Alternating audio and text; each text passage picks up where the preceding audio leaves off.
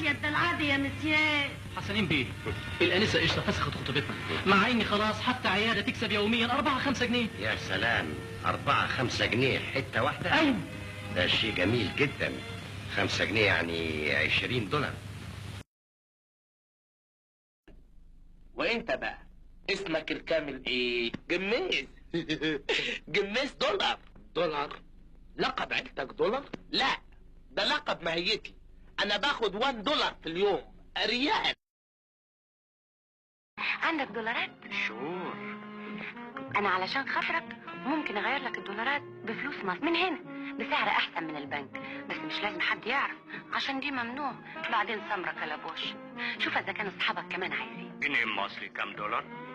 $2.50. عندك كيس. اوه وات ا برايس. والدولار يسوى كام؟ ها؟ وصلت للدولار. مين اللي اداهولك؟ اللي ساكن في الخامس.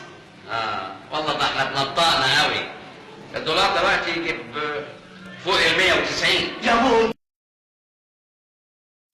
الرزمة دي $10,000. يعني شوية الصغيرين دول يعني دول يطلعوا 33,000 جنيه وشوية.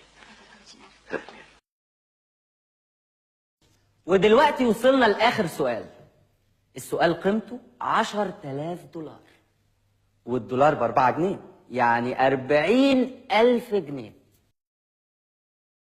راضي اسمع، انا هديك 100 جنيه في اليوم، اوكي؟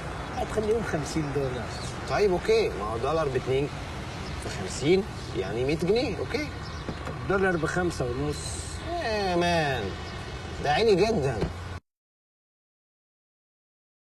عايش وخلاص، قلبي بيتقطع عليا، تضحك لي